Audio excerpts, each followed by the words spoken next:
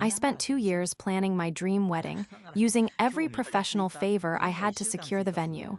Then my mother texted, "Cancel your date. Caleb needs it for his engagement party." I refused, so she launched a war, but she forgot I hold the contracts. Before we continue today's story, we have an urgent announcement to make. Due to technical issues, we are pivoting towards another channel. Please subscribe to our new channel, Inherited Revenge.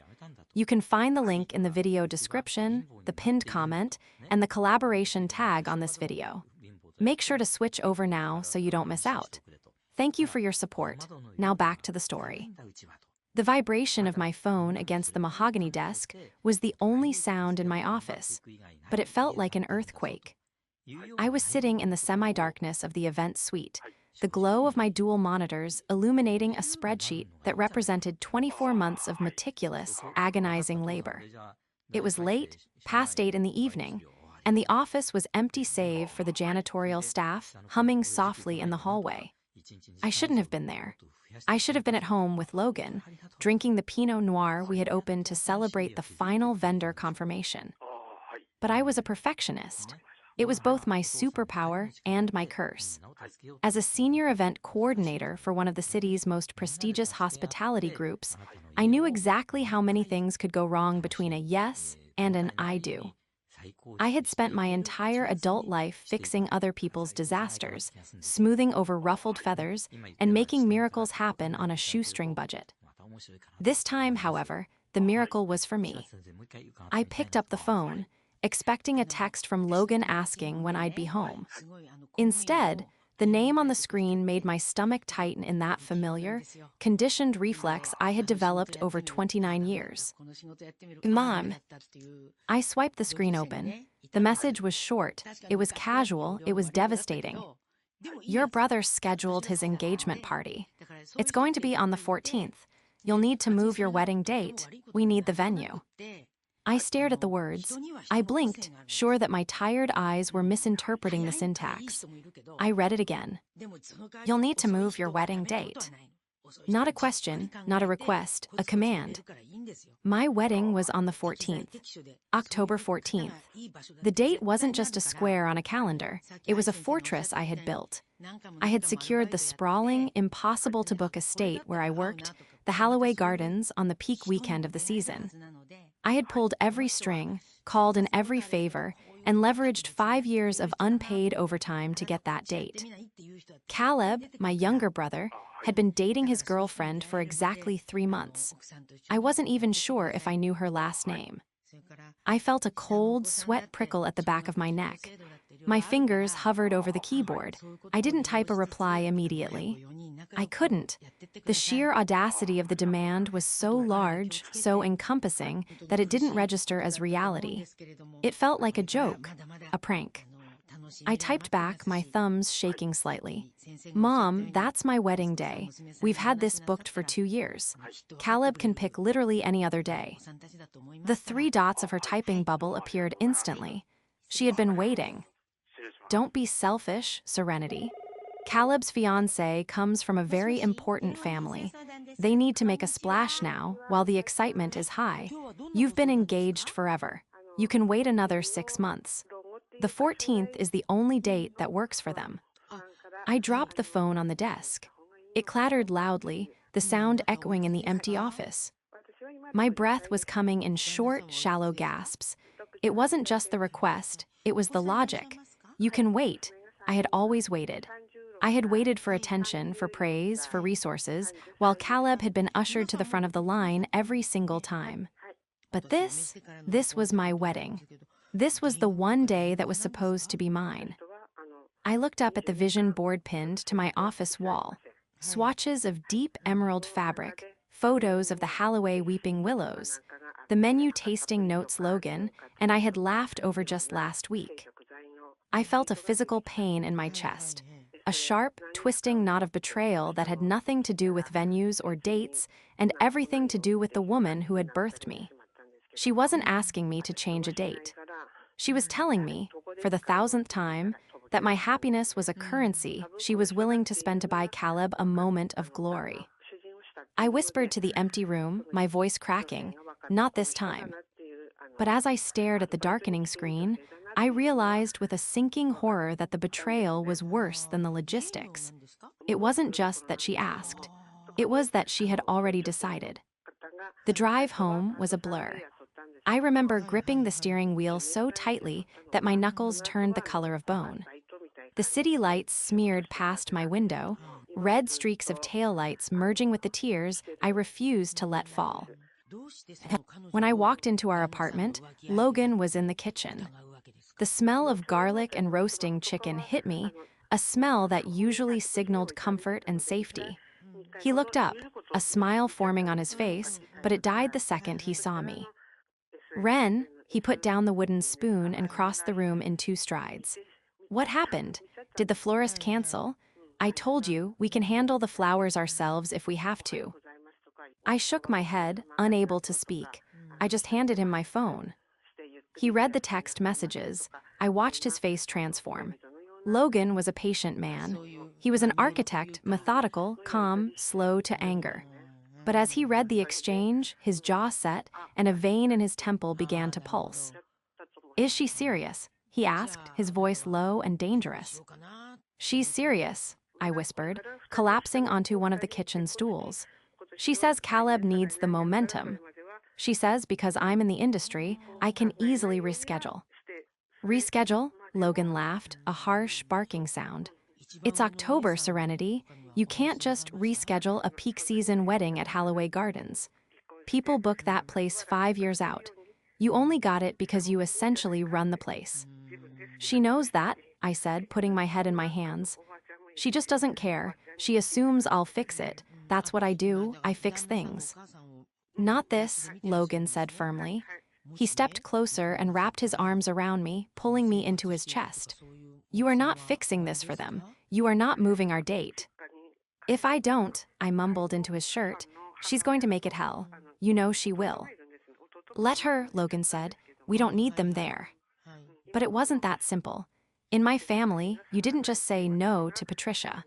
A refusal was treated as an act of war. The next morning, the assault began. It started with a phone call at 6:00 a.m. I was awake, staring at the ceiling when the phone buzzed. "Serenity," my mother's voice chirped, deceptively bright. "I assumed you've had the night to calm down and look at the calendar." Caleb and I were looking at the guest list, and we realized that if we use the Holloway ballroom, we can fit 300 people. It's perfect. "Mom," I said, my voice raspy from lack of sleep, "I am not canceling my wedding. I have vendors booked. I have deposits down. Logan's family has flights booked." "Oh, please," she scoffed. "Logan's parents are retired. They can fly anytime. And the deposits? You're the event coordinator. Just wave your magic wand. Tell them it was a clerical error." "It's not a clerical error." I sat up, clutching the duvet. "It's my life. Why can't Caleb do it the week after, or literally anywhere else?" "Because," she said, her tone dropping, becoming icy and sharp, "the 14th is the date the astrologer gave his fiancée. It's auspicious. And they want Holloway because you work there, which means we get the family rate. We can't afford Holloway at full price, Serenity. You know that. We need your discount." There it was, the naked truth. "So you want me to cancel my wedding," I said slowly, "so that Caleb can use my employee discount for a party for a girl he just met." "He loves her," Mom snapped, "and we want to welcome her properly. Why are you being so difficult? You've always been jealous of him ever since you were kids. It's unbecoming." I closed my eyes. Jealous. That was her favorite weapon. If I complained that Caleb broke my toys, I was jealous. If I pointed out that he got a car for his 16th birthday while I got a bus pass, I was ungrateful and jealous. "I'm not changing the date, Mom," I said, striving for a calmness I didn't feel. "If Caleb wants Holloway on the 14th, he can't have it. It's taken." "If you don't give him this date," she said, and the venom in her voice was palpable, "then don't expect us at your wedding whenever you do decide to have it. And don't expect your aunts and uncles either. I'll make sure everyone knows how selfish you're being, refusing to help your brother start his new life." She hung up. I sat there in the silence, the threat hanging in the air like smoke. She would do it. She would launch a smear campaign so vicious that by the time my wedding rolled around, I'd be the pariah of the family. I looked over at Logan, who was still sleeping, his chest rising and falling rhythmically. He was right. I shouldn't give in. But as I looked at the calendar on my nightstand, a strange thought occurred to me. A memory of the contracts I had signed. Mom assumed that because I was the daughter, I would fold. She assumed that because I was the sister, I would sacrifice. She assumed that because I was the employee, the venue belonged to me to give away. She thought she held all the cards because she controlled the family's affection. But they had forgotten one crucial thing. I reached for my work laptop and opened the secure file labeled Wedding Contracts Internal. I scrolled down to the terms and conditions, the specific clauses I had written. Myself for employee bookings. A small, cold smile touched my lips. They wanted the date. They wanted the venue. They wanted the magic wand I waved to make things cheap and perfect. Okay, Mom, I whispered to the empty room. You can have the date. To understand why my mother's demand wasn't just rude, but deeply, historically painful, you have to understand Caleb. Caleb was the miracle baby. I was 3 when he was born, and from the moment he arrived, the sun simply shone brighter on him. He was charming, I'll give him that. He had a crooked smile that could get him out of a parking ticket and a laugh that made people want to be near him. But beneath that charm was a hollowness that my mother had frantically tried to fill with money, praise, and my dignity. When we were teenagers, if Caleb crashed the car, it was because the brakes were touchy, and I was assigned to drive him to school for a month. When he failed a class, it was the teacher's fault, and I was tutored on how to take notes for him.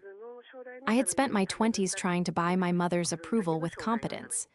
I became the successful one, the organized one, the one who remembered birthdays, who planned the anniversary parties, who bailated Caleb out of debt twice without telling Dad.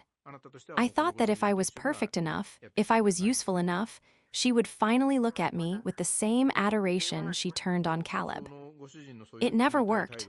My success was expected. His bare minimum was celebrated. And now there was Tiffany. I met Tiffany for the first time 2 days after the phone call. I had agreed to discuss the logistics, a phrase that my mother took as a surrender. We met for lunch at a bistro downtown, Mom, Caleb, and the new fiancé. Tiffany was polished. That was the word.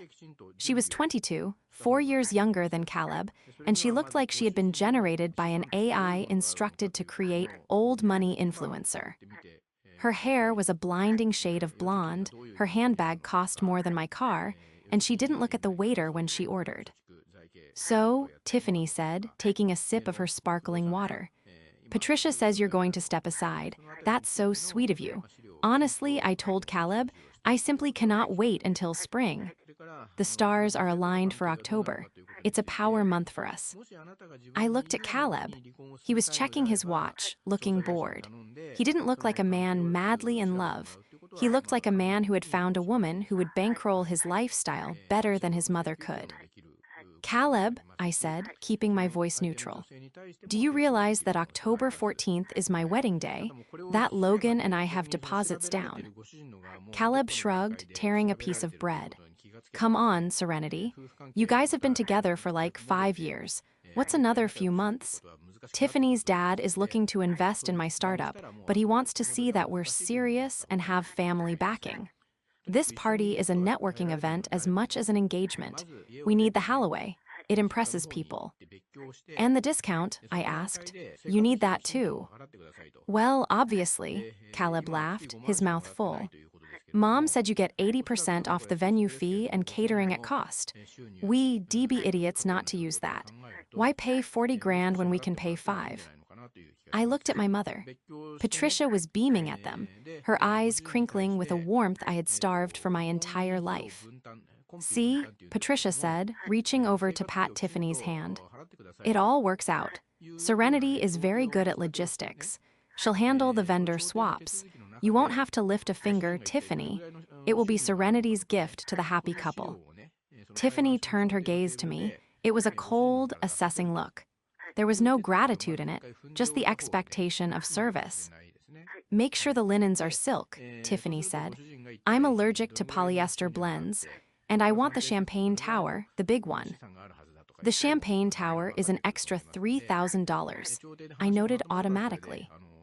Not with your discount, Tiffany corrected me, a smirk playing on her lips. Patricia said you can comp things. I sat back in my chair. The waiter placed a salad in front of me, but I had lost my appetite. They didn't just want my date. They wanted my labor. They wanted me to work my own wedding date, serving them, erasing myself so they could shine on a budget that didn't exist without me. The antagonist wasn't just Caleb's selfishness or Tiffany's entitlement. It was my mother's absolute certainty that I was an accessory to Caleb's life. She was looking at me not as a bride, but as a staff member. Fine, I said. The word tasted like ash. Fine, Mom clapped her hands together. Oh, wonderful, I knew you'd come around. I'll cancel my booking, I said, my voice steady. I'll pull my name off the 14th. The date will be open for you to book. And you'll transfer the vendors, Caleb asked. The DJ, the florist. I'll release them, I said carefully. I'll tell them the date is opening up and that you'll be taking it.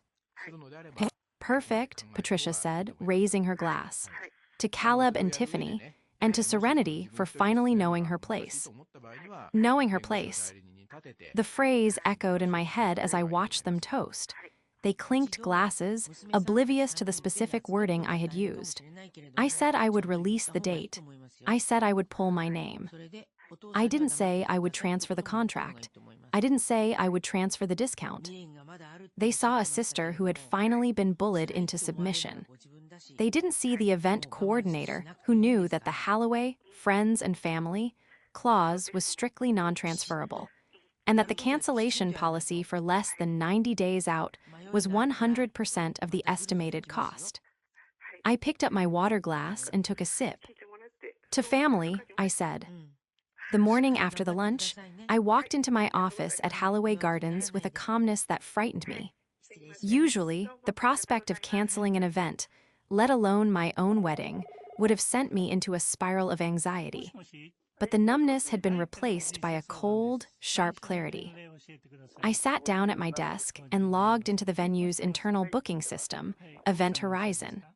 The screen glowed blue, illuminating the calendar for October. There it was, in bold, locked gold text. Halloway Ballroom and Gardens, reserved SVANCE staff. My finger hovered over the mouse. Staff booking, I whispered to myself. Discount code EMP90. I clicked modify, then cancel booking. A warning pop-up appeared. Cancellation within 90 days usually incurs a fee. As this is a staff event, manager override is required. I typed in my credentials, override authorized. With a final click, the gold block on October 14th vanished. The date turned a stark, empty white, available. It was done. I wasn't the bride anymore. I was just the venue manager. I didn't stop there. I picked up my office phone, not my cell, and dialed the number for Marco, our head of catering. Marco had been a friend for years. He'd promised me a custom 5-course menu for the cost of ingredients as a wedding gift. Marco, I said when he picked up, keeping my voice professionally brisk. It's Serenity. I need to update you on the 14th. Serenity, Bella, I was just looking at the truffle order. We are good to go. Actually, no, I said, leaning back in my chair. I've had to cancel my booking. Family emergency. Oh no, Serenity, I am so sorry. It's okay, I interrupted, cutting off his sympathy before it could make me cry.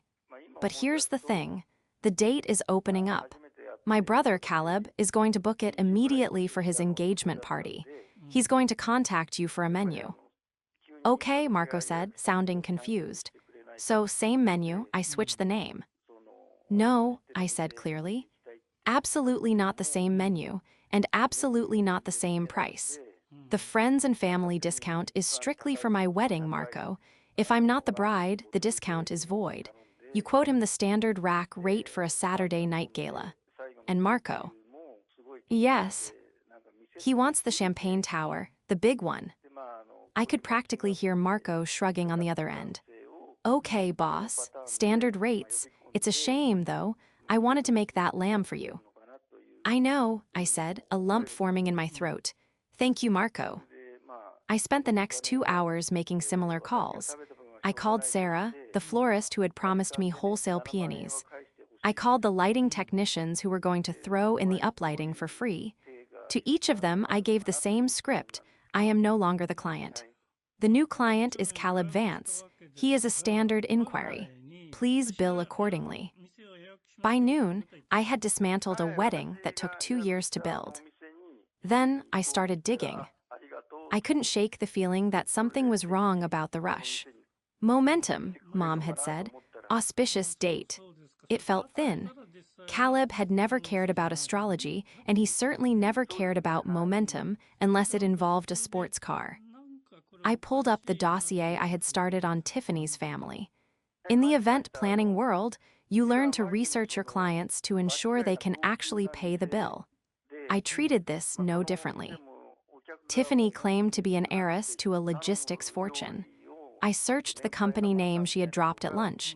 It existed, certainly. But when I pulled the public records and bankruptcy filings from the last fiscal year, a different picture emerged. The company was in Chapter 11. They were liquidating assets. I sat back, staring at the screen. Tiffany's family wasn't investing in Caleb's startup because they were rich. They were likely looking for a lifeboat. In Caleb, I logged into the shared family cloud account, a mistake my parents had never rectified since I set it up for them 5 years ago. I navigated to the shared documents folder where Dad kept tax returns and bank statements. I found a folder labeled Caleb Loan 2025. I opened it. It wasn't a small loan. My parents had co-signed a business loan for Caleb's tech venture. 6 months ago, the balance was $50,000. The payments were already late. The picture snapped into focus. Caleb was broke. Tiffany's family was broke. Both sides thought the other side was the cash cow. And my mother was pushing for this engagement party at Holloway Gardens to seal the deal, assuming I would foot the bill so they could look wealthy enough to fool each other. They were building a castle on a sinkhole, and they had just fired the only engineer who could have warned them. It took 3 days for the system to process the new inquiry. I was in a meeting with a corporate client when my cell phone began to buzz. I ignored it. It buzzed again, and again. Then the office line rang. My assistant, Jessica, poked her head in. "Serenity, it's your mother. She says it's an emergency. She's screaming." I apologized to the client, stepped out, and took the call at my desk. "Hello, Mother." "What is this?" Patricia shrieked. The sound was so loud I had to pull the receiver away from my ear. "What is this contract? Are you insane?" "I'm at work, Mom," I said calmly. "You'll have to be more specific." The quote from Holloway, it says $45,000. And that's just the rental fee and the catering minimum. "That sounds about right for a Saturday in October," I said, pulling up a spreadsheet on my screen just to have something to look at. "Actually, that's a bit low. Did they include the security deposit?" "Low, Serenity, are you stupid? You said you would handle it. You said you would transfer the vendors." "No," I corrected her, my voice turning steel hard. "I said I would release the date. I said I would release the vendors. I did exactly that. The date was open. You booked it. Now you have the standard contract." "But the discount," she sputtered. "The family rate, you work there." "The Employee Handbook, Section 4, Clause 2, I recited, having memorized it the night before. "Employee discounts are non-transferable and apply strictly to events where the employee is the primary honoree and payer. I am not the honoree. I am not the payer. Therefore, no discount." You petty little," she trailed off, struggling for a word vile enough. "You did this on purpose. You're trying to ruin your brother's big day because you're jealous." "I'm following corporate policy," I said. "If I gave you that discount for an event I'm not hosting, it would be considered theft of services. I could lose my job. Are you asking me to lose my job for Caleb's party? There was a silence on the line, a heavy, suffocating silence. I knew what she was thinking. She was weighing my career against Caleb's happiness. Fix it, she hissed. I don't care how. Go to your boss. Tell him it's for us. We are not paying $45,000. We budgeted 5. Then you should have booked the community center, I said. I can't fix it, Mom. The contract is generated by the system. If you want the date, you have to sign and pay the deposit by Friday at 5:00 p.m. If you don't, the date opens up to the public, and the waiting list is 12 people long. Someone else will take it within an hour. We already sent the invitations, she screamed. Caleb sent the digital invites this morning. Everyone thinks it's at Halloway. Then I guess you'd better pay the deposit, I said. I have to go. I have real clients to tend to. I hung up. My hand was shaking, but not from fear. It was adrenaline. That evening, Logan and I sat on our balcony. I had printed out the email confirmation of the cancellation of our wedding. So, Logan said, swirling his wine, they have the contract. They have the contract, I confirmed. And Mom is trying to bully me into committing fraud to lower it. Will she pay it? She doesn't have the money, I said. Dad's retirement is tied up. They're house-poor. And I found out today that Caleb is already in debt to them. So they'll cancel, Logan asked. No, I said, looking out at the city skyline. They can't. Tiffany thinks they're rich. If they cancel the Halloway party and move it to a Pizza Hut, the illusion shatters. Tiffany walks. The investment walks. Caleb is exposed. So they have to pay, Logan said, but they can't pay. Exactly, I said, which means they're going to try to make me pay. As if on cue, my phone lit up with a text from Caleb. Sis, WTF, Mom is crying. Just sign the paper that says it's your party so we get the rate. Who cares? Nobody checks. Don't be a bitch. I showed the phone to Logan. He read it, his expression darkening. He calls you a bitch and asks for a $40,000 favor in the same text. Logan noted dryly. He's desperate, I said. He knows that without the discount, he's exposed. I didn't reply to Caleb. Instead, I blocked his number for the night. I needed to sleep, because I knew that tomorrow they would try to corner me in person. The ambush happened 2 days later. I arrived home from work to find my parents' car parked in my driveway. My stomach dropped. I had expected them to come to the office, where I had security, but they had come to my sanctuary. Logan wasn't home yet. He was at a site visit. It was just me. I walked up the steps, my keys in my hand, ready to turn around and leave, but the front door opened. Caleb was standing there. He had a key, an emergency key I had given my parents years ago. We need to talk, he said. He didn't look charming today. He looked sweaty and frantic. I walked in, leaving the door wide open. Get out of my house, I said calmly, and give me back my key. Mom and Dad were sitting on my sofa. Dad looked uncomfortable, staring at his shoes. Mom looked like a general on the battlefield. We're not leaving until this is resolved, Mom announced. She slapped a folder onto my coffee table. It was the Halloway contract. You are going to sign this as the guarantor. You are going to put the event under your name. No, I said, dropping my purse by the door. I am not. Serenity, please, Dad spoke up, his voice weary. Just help your brother. This is a lot of money. We can't swing it right now. The market is down. Then don't have the party at Halloway, I said, looking at my father. Dad, you taught me to live within my means. Why doesn't that apply to Caleb?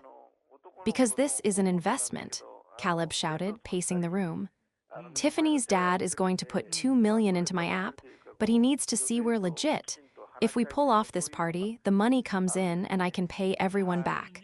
I'll pay you back. I'll buy you a car. Whatever.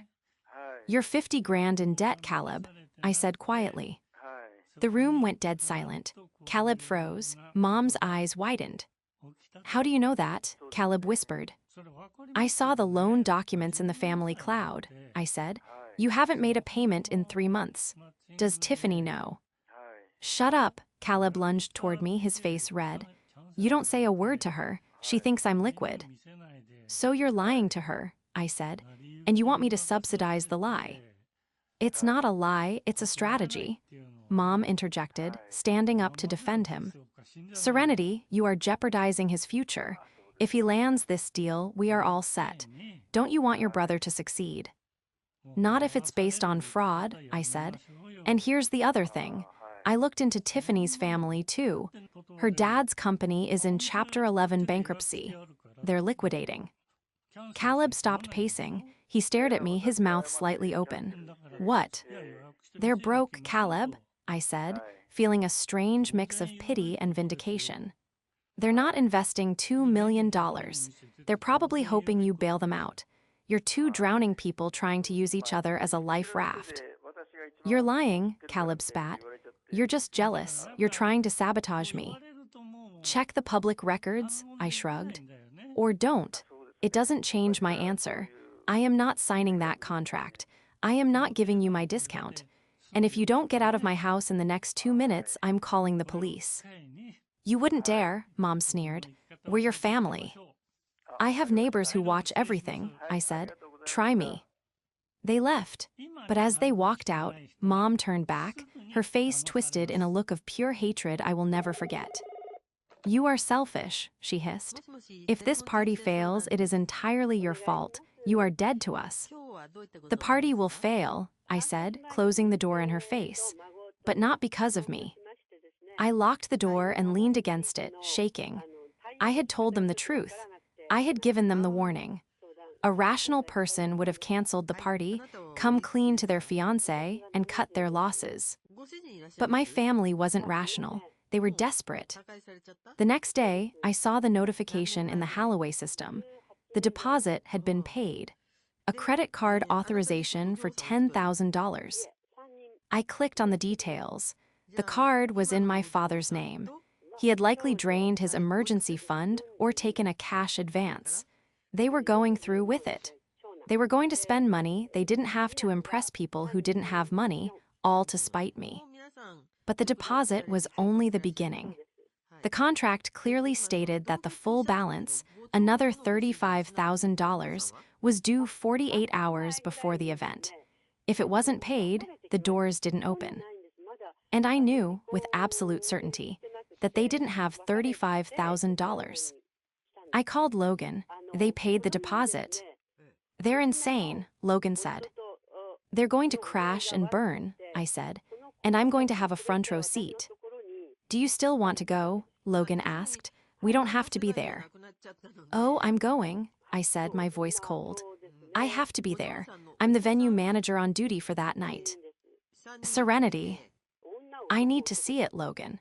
I need to see them realize that I'm not the safety net anymore. The date was set, the invitations were out, the trap was R. Med, all I had to do was wait. The day of the party was October 14th, my wedding day. It was a crisp, perfect autumn afternoon. The leaves on the massive oaks surrounding Halloway Gardens had turned a vibrant, burning red. The air smelled of wood smoke and expensive perfume. I arrived at 3:00 p.m. wearing my standard black event coordinator suit, my hair pulled back in a severe bun. I wasn't the sister of the groom. I wasn't the almost bride. I was staff. I checked the system. The balance due was $35,400. It was unpaid. I walked into the ballroom.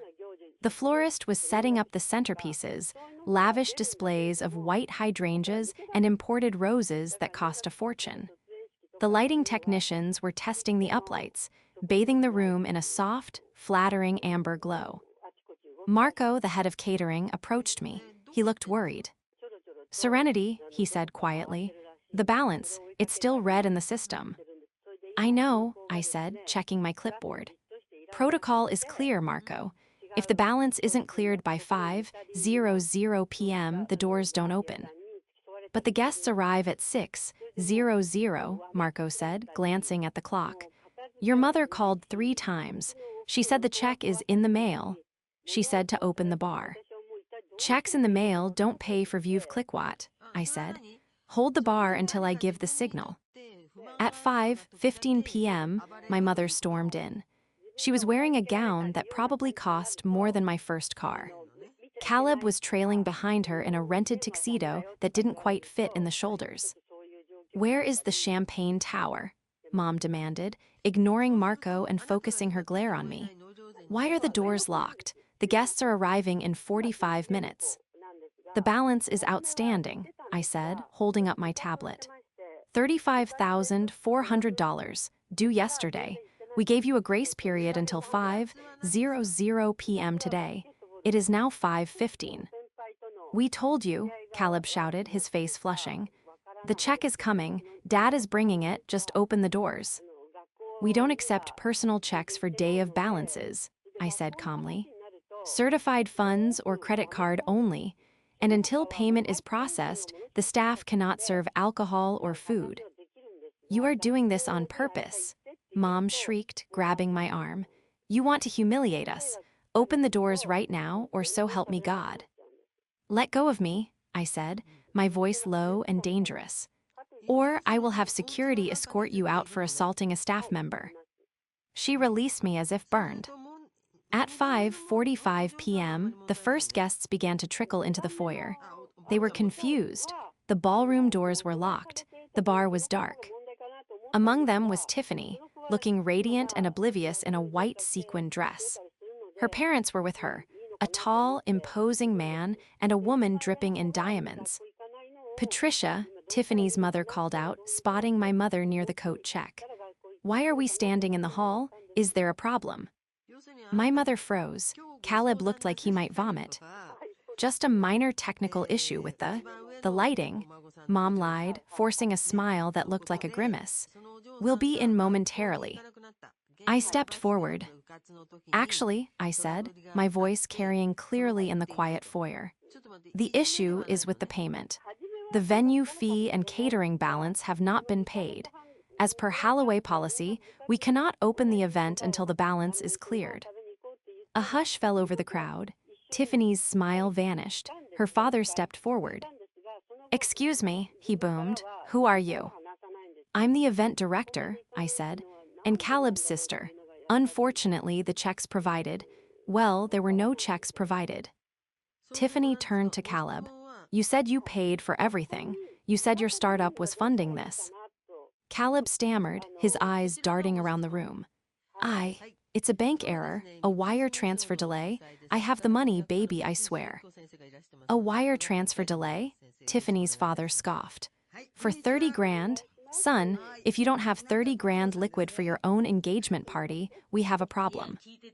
"We have it," Mom interjected desperately. "We just moved some assets around for the investment. You know how it is." "No," Tiffany's father said coldly. "I don't. Because when I throw a party, I pay the bill." He turned to me. "What is the outstanding amount?" $35,400, I said.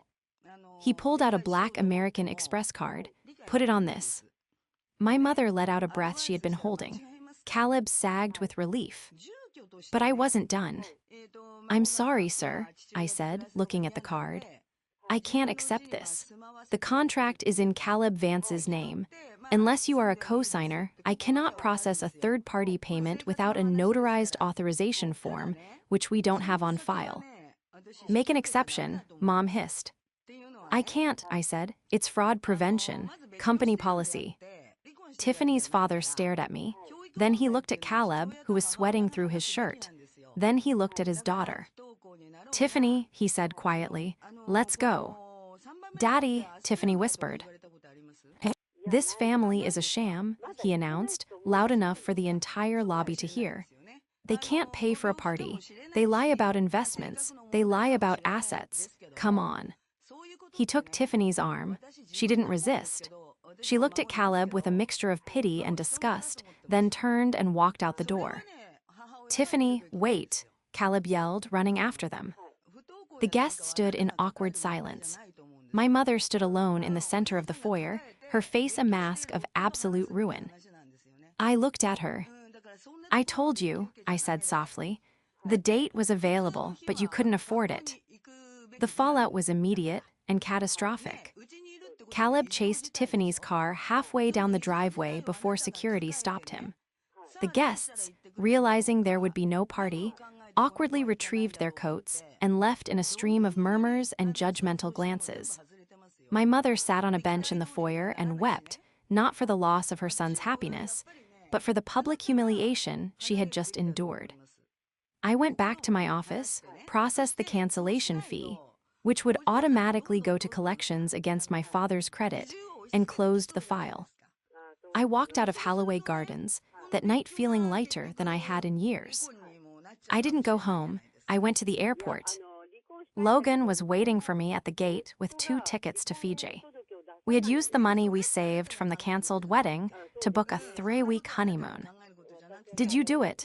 he asked as I approached, handing me a coffee. "I did it," I said, taking his hand. "It's over." We eloped on a beach 3 days later.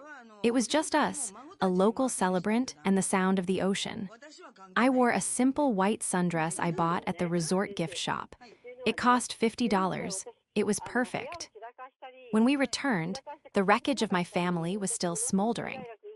Caleb's startup collapsed without the investment. He was forced to move back into my parents' basement. Tiffany blocked him on all social media and was reportedly dating a hedge fund manager 2 weeks later. My parents were furious, of course.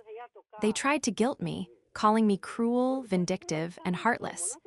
They sent long, rambling emails about family loyalty and how I had destroyed their reputation. I didn't reply. I simply forwarded them the contact information for a debt consolidation service and blocked their emails. 6 months later, I received a letter from a lawyer. My parents were suing me for emotional distress and sabotage of business interests. I laughed. I sent the lawyer a copy of the contract, the text messages where they acknowledged the lack of discount, and the recording of the call where I explicitly stated the terms.